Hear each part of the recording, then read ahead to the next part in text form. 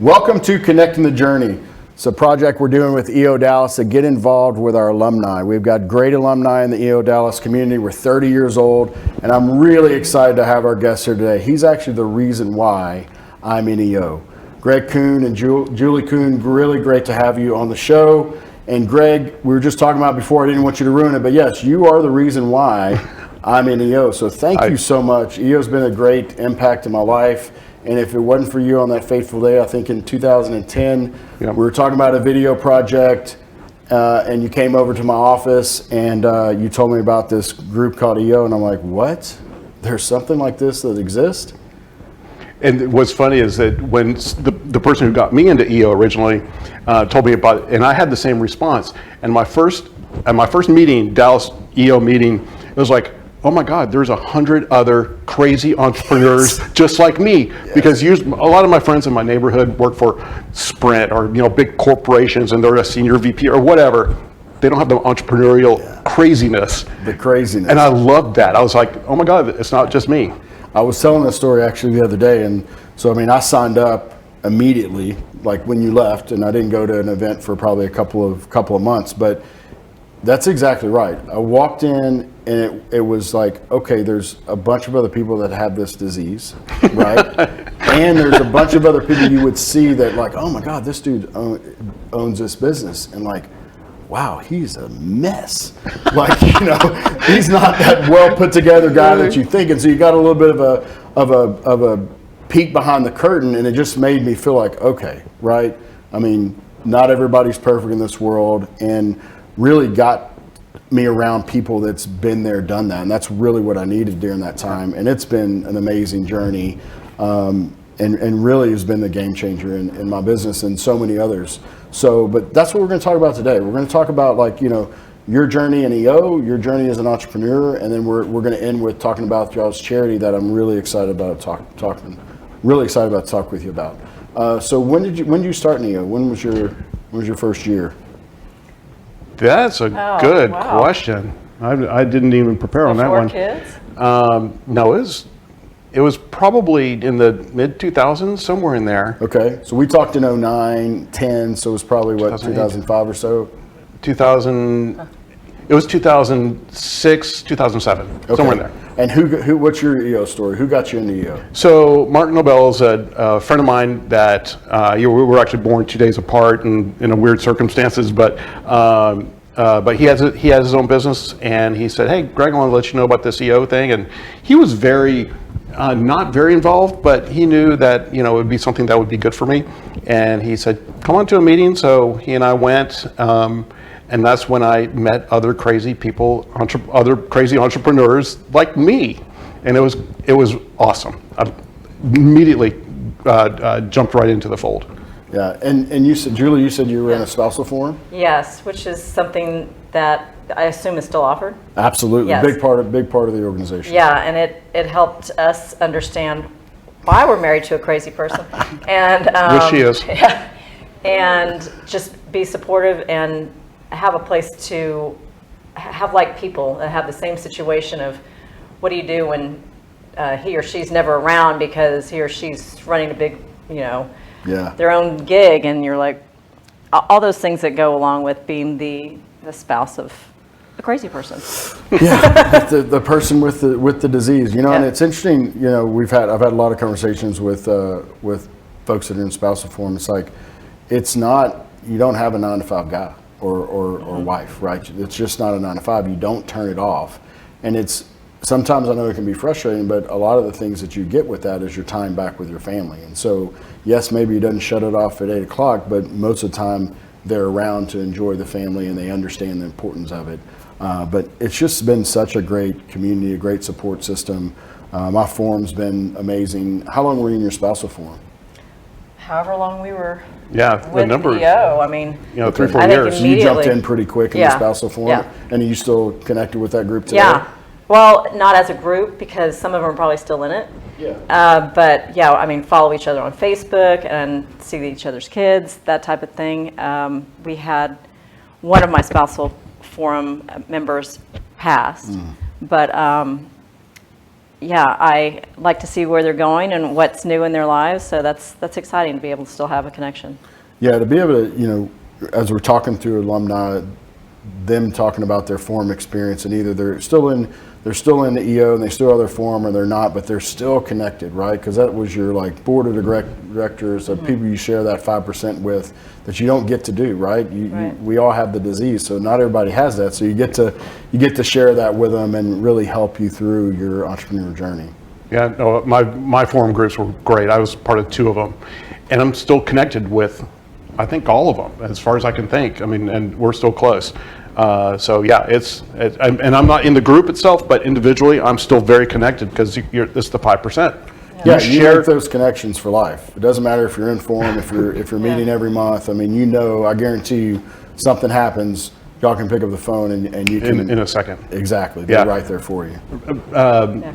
Randy Heron was one of the guys in my Uncle Randy. Love him. Love him so much. I could Randy? drop off That's Uncle Randy. So who can't love Randy? But he explained it perfectly. It's like basically you go into a forum meeting and you just take off all your clothes. Yeah. And you just, here it is. Here's everything. Personally, business, the worst, the best. And but Randy, I'll never forget that when Randy said that. We all laughed, but it's so true. Huh. I've got a forum mate that does that every time we go on a retreat and jumps in the pool. He must be friends with Randy too.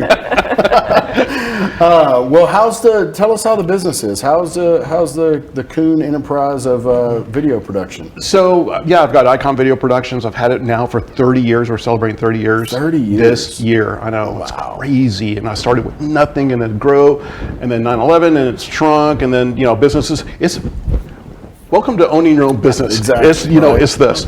And in the digital, and I mean, seeing probably things change. I don't want to date you this long, but like probably from film to digital and everything that changed along the way. We're talking about the red and the cameras, and you're like, back in the day, it used to be really bad, but seeing that change in the industry has probably been amazing. And I came in. I went to North Texas in the late '80s and radio, TV, film, and they were just getting out of film, using actual film to videotape. So it turned into standard definition videotape, then high definition videotape, and then where it's physical tape, and now everything's digital. You just put it on little cards, and so that's been a big change, and I've done the whole thing where I owned all the equipment, and now it's like there's too much equipment changing over, so I hire people with equipment. It's just better business to do it that way. Yeah, absolutely. And so, did you have a real job before you got into the business, or did you go straight out of college and pretty much straight into? Other than waiting tables when I was in college, I've never doing freelance gigs. But yeah, I worked in news media for 10 years, but as a contractor. Right. But I've always had Icon Video Productions as kind of my base, and so yeah. That's another thing we have in common. So we're fraternity brothers also. Yep. We're the same Lambda Chi, and I think that's also what we connected on an alumni project. Because I was in charge of communications for the alumni for Lambda Chi's at the University of North Texas. Yes, that's how we connected. I was high row, which was in charge of alumni. Yep. And I've never had a real job out of college.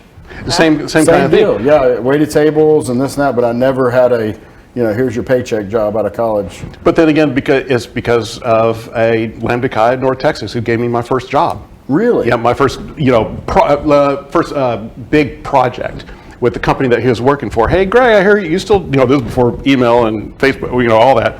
He calls me and says, "You still doing that video stuff?" And I'm like, "Hell yeah!" And so he gave me his first big project that allowed me to buy equipment to get in to become a professional. So it's huge. And my little sister in Lambda Chi gave me a call, said the same thing. "You still doing that video thing?" And she was the communications director for Channel 11/Channel 21. That one phone call did this. Game changer. A game changer. Absolutely and game changer. Thank God you were really nice to that little sis in college, right? We talk about things that you do in the past will catch up with you. Good thing you were a gentleman. You were really nice to that little sis in college. Oh, she'll always have a part of my heart. So yeah, she's awesome. That's awesome. Isn't it funny how just, you're planting those seeds along the way in life. You just never know when that'll come up, Yeah. right? And we talk about this same concept of the show is like we're always looking forward, but then if you really look back and like the first time you met that alumni, you made a great impression on them, right? That little sis, you created a good friendship, and those little things just come throughout your life, and you never know what you're going to get back. So you might as well put good stuff in. And be nice to everyone, Exactly. and just treat people with respect, and just be genuine. It's not hard, It's and do really great work. It's like be on time, produce great stuff, and be a joy to work with. It's not brain surgery. It's not here. brain surgery. It's really something. We had a show before this, and the guy, instead of it's what's in it for you, right, is usually what people are talking about. It's what's in it for them. What's in it for your customer? What's in it for your client? Let's think about them first, And in this day and age, you think it's not that hard, but it is difficult to have that mindset all the time in the age we live in with instant gratification and things like that. So, so how about family? How's family doing? Great. We have a daughter who's just graduated with her master's from Clemson University. We were just out there last weekend. And she's going to be a licensed professional counselor. And our son is going to be a junior at University of Arkansas, and he's studying economics, last we checked.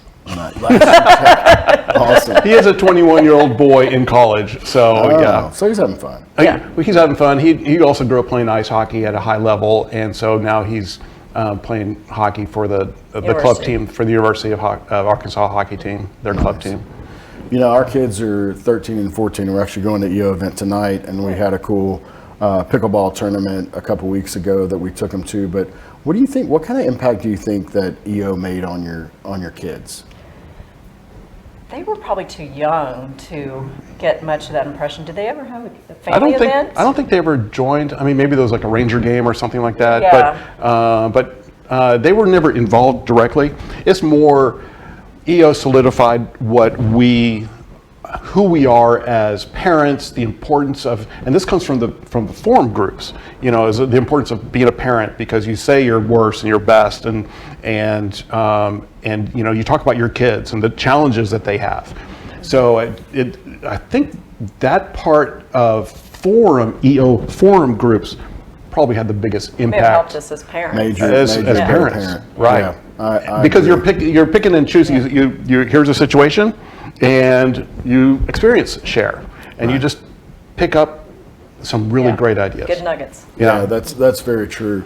And then I think the other thing is, for me, our word for the year for me and the kids is exposure, right? And so being able to have my kids go spend time with my forum group, or if they're interested in stuff, and we're in Jeff Crilly's office right now. And so a couple of years ago, Andrew was really involved, really excited about doing videos. So he just came and hung out at Jeff's studio for a couple of days and worked behind the scenes. And just having that network to expose your kids at the right age to the right people is starting to be valuable, and see how that can be a major impact.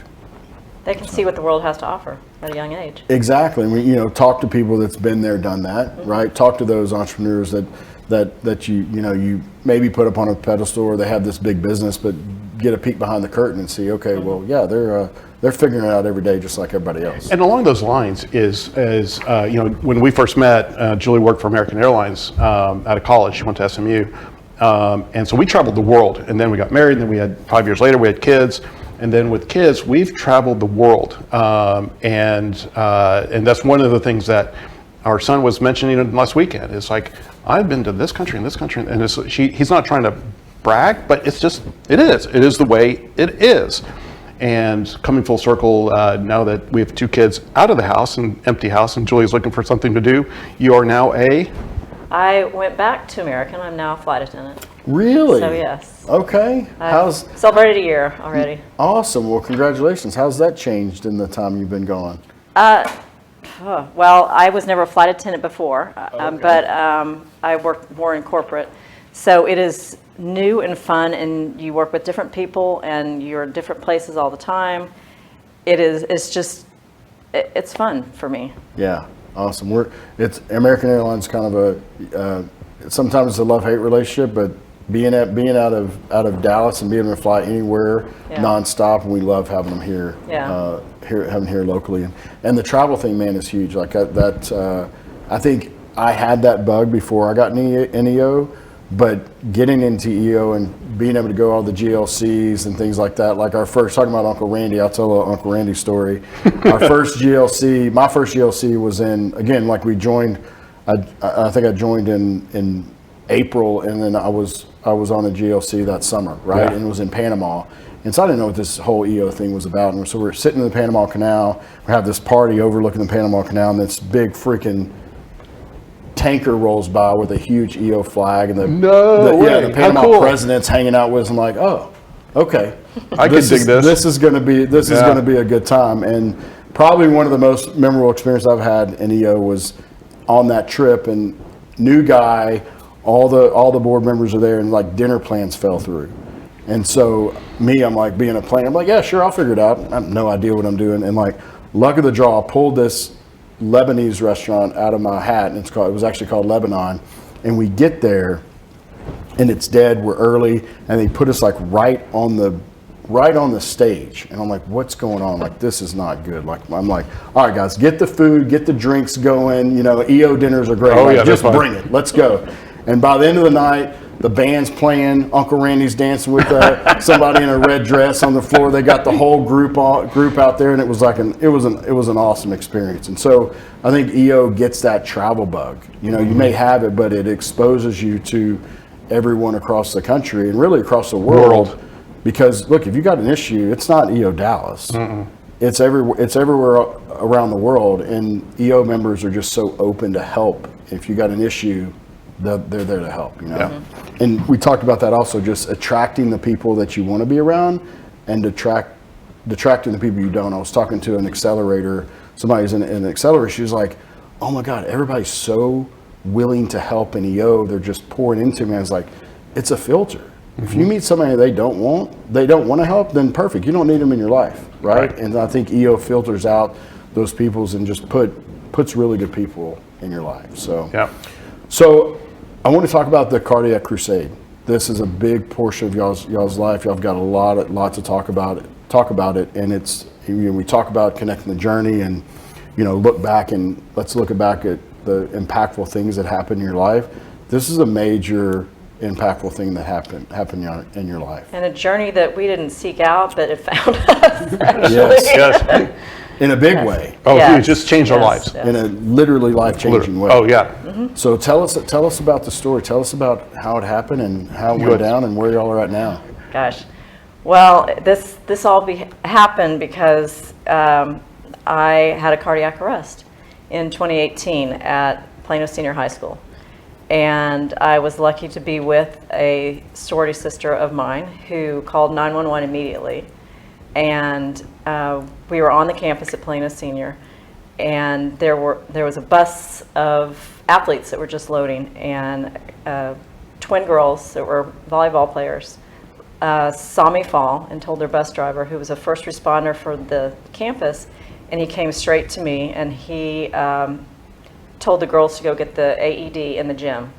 And the athletic trainer. And the athletic trainer, which they did. And the athletic trainer and the coach tag team doing CPR on me.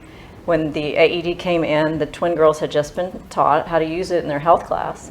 And they set it up, and I got 2 shocks. It was the second of 2 shocks that brought me back, because cardiac arrest is when your heart just stops. It's electronic. It's an electrical issue, problem. not a heart attack. Not a plumbing yeah, issue. not a plumbing issue. Okay. The electrical part of your heart just shuts down, and so at that point you just start to die. And I had no recollection of any of this, and within 45 seconds they were able to give me the first of 2 shocks. No, 45 seconds. They started CPR. CPR. See, Greg has to tell me. First of 2 shocks. And were you there? No. I was But he has it just in his brain, because it was so, you know, none of this happened to me. It's like it was in a dream, you know. I'm being told what happened because I don't have any And your memory. sorority sister, what sorority were you in? I was Zeta Tau Alpha. Okay, so again, another group. Yeah. No, it's Exactly. the Crusade, just the connection. So they shocked me back, and I was already, my heart was already pumping again before the ambulance, 2 of them, arrived within 3 minutes in Plano. Thank you, Plano. And they took me to the hospital, and I was in there for about a week. Got and an implant? yes, I have a, sorry about that. I have a internal AED, you can call it. It's a ICD. ICD, internal For cardiac like a pacemaker defibrillator. or It's a Pacemaker defibrillator. It's a combo thing that if something happens, it'll shock her immediately. Yep. it just goes. It's like, I want one of those. Yeah. Yeah. You know? I have, yeah, I have It's- And did y'all find out that it was something just genetic in your body or some type of? no real cause. No real Yeah, cause. but she did have she did have a virus, and her heart was a little enlarged, which it could happen to anyone right now. It's no Right. big deal. And then when your virus is over, it kind of goes back to normal. But the other one is that she had 0 potassium. it's the electrolytes. The electrolytes. That- So kind of dehydrated. I think so. Well, no, And- the electrolytes help with the electrical system of the heart. So now you have a Okay. heart that's a little larger, and it's trying to pump the right amount of blood. Then you have 0 electrolytes. It's kind of like throwing water in a battery. It's the best way we can describe it. Sure. And so the heart, instead of doing da da da da, it just went like this. It's like, I don't know what to do. I know I'm supposed to pump blood, and that's the cardiac arrest. But she's in shape. It's Yeah. not like she's, Yeah. it can happen to anyone, Yeah. anytime, anywhere. It doesn't matter your race, your health, sex, age. Yeah. It can happen to anyone at any time. So I'm going to go to then Yeah. how this all started. So, yeah. So now I understand the importance of, well, first of all, jumping on the body if someone collapses. If they're not breathing, they're having a cardiac arrest. Start pumping blood, because the compressions, what they're doing is you're buying minutes, because your brain starts to die within like 3 minutes. So you have to take immediate action. And what you're doing is, by doing the CPR, you're just feeding the brain and your other organs, but mainly the brain, oxygen that's still in there. And so, but again, that's just buying minutes. The only thing that will restart the heart is a shock from an AED. You have to get that AED, those pads on there immediately. So there are people that survive, and the national survival rate is 10%. 90% of people who have a cardiac arrest die. So even if you're the part of the 10%, there's a lot of that survive it but have cognitive issues, because maybe the CPR wasn't started and they got a shock after 7 minutes. And in that time, the brain started to die. No, they have cognitive issues. So, but Julie's like the stars aligned for her to get a cardiac arrest, and the stars aligned for her rescue, because the right people were there at the right time and knew the right protocols on what to do. Basically, start pounding on the chest. Number 2, get the shock from an AED. So I'm at my office. I'm just now trying to get my brain around life again, and realize the importance of knowing where the closest AED is. So I look at my phone and I'm like, why is it that I can say, hey Google, hey Siri, where's the closest Starbucks? But I can't do that with an AED. Sure. To me, it seemed crazy. And then I talked to other people, and they're like, that's not a thing. And so we started a change.org petition, and it got thousands of signatures. We got some good media coverage, and it's just this snowball thing happened. And someone who knew someone who knew someone who knew someone, and there are 2 global mapping companies, and we can't say the name, but it's the one you're thinking of. Sure. And we've been working with mainly one, but also another one. And someone who knew someone who knew someone who knew someone connected us with this global mapping company. Nice. And so we've been working with them for a few years. During COVID, we hit the pause button because they had more important things to do. But our mission is to get AED locations on your smartphone when you say, hey Google, hey Siri, where's the closest AED?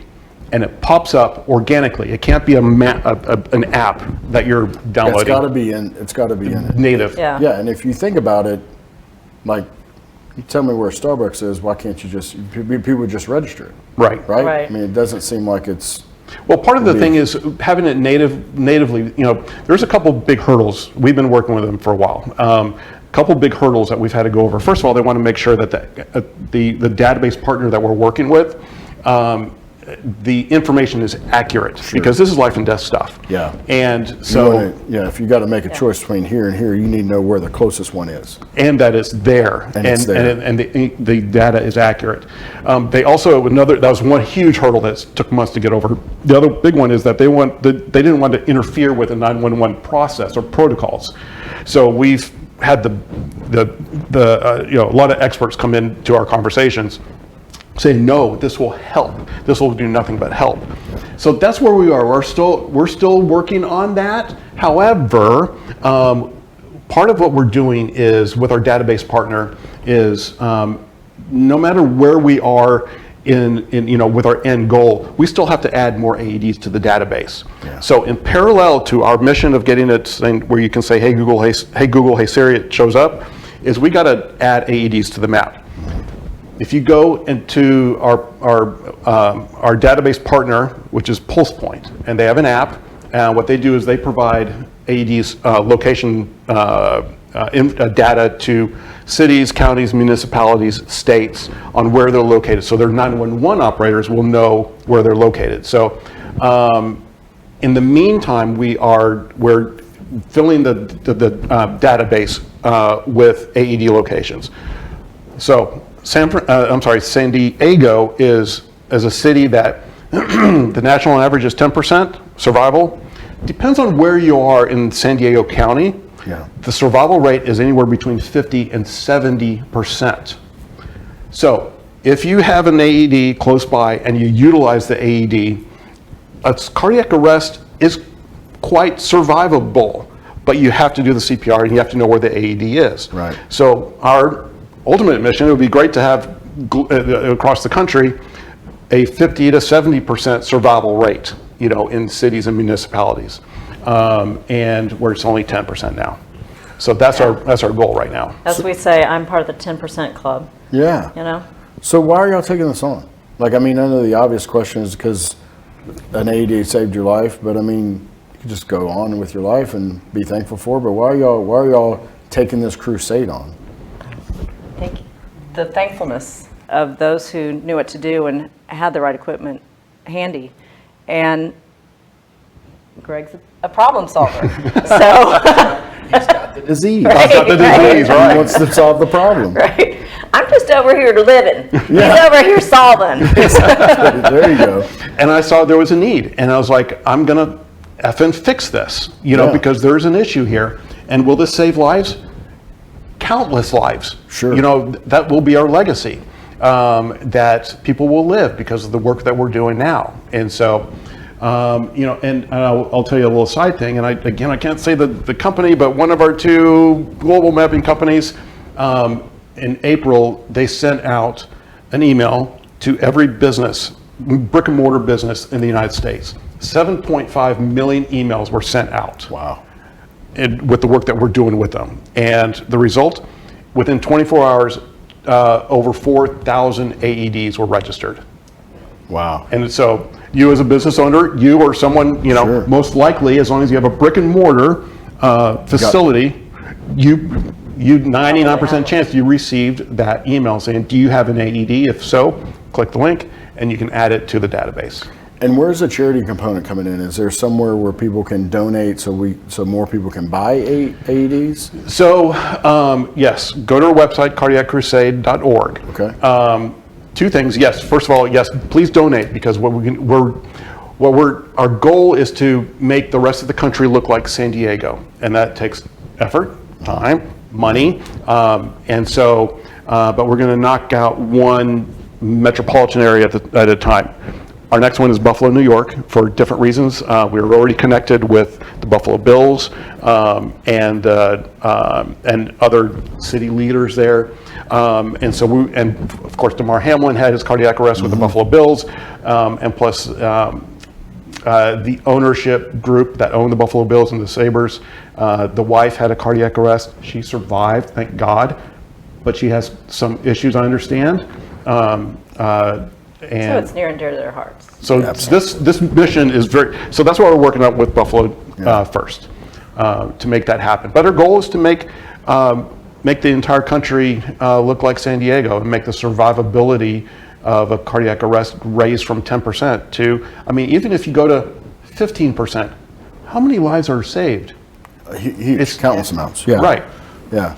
Yeah. So that's awesome, man. Well, great to catch up with you. Look, there's lots of things intertwined with EO through this, right? Big. If you didn't have the disease, you're not doing this. You're moving along on with your life, right? EO has a great network of people that are willing to help. So I hope we get this out to them, and you get some calls, you get some connections, and look, alumni, not on that chapter or not, you're an EO alumni, so I'm sure people welcome this crusade with open arms. So let's get this out and spread the word. And I really appreciate you spending some time with us today. And it's funny, man. I tell you, it's great to sit and talk with you because like you made a major impact in my life, right? And through EO, and you brought that to me that day. And I tell you, I wouldn't be here today if it wasn't for you telling your EO story too. But the thing is that I looked at you when we had our meeting, and it's the first time we really sat down and connected, and I got to know you, and I'm like, oh God, he's got the disease. He needs it. He needs it. He's going to really have benefit from this. Yeah. And so, yeah, that's why I was like, yeah. Well, awesome, man. Well, thanks for taking some time to look back and connect some of the dots and connect the journey. And look, it sounds like y'all are starting a major journey of y'all's own. So thanks for spending some time with us. Appreciate Thank you it. so much. Thank you. All right, Dallas, check this out. Spread the word of Cardiac Crusade. Reach out to Greg and his wife, and let's see what we can do to get this word out. Thanks. Have a great day.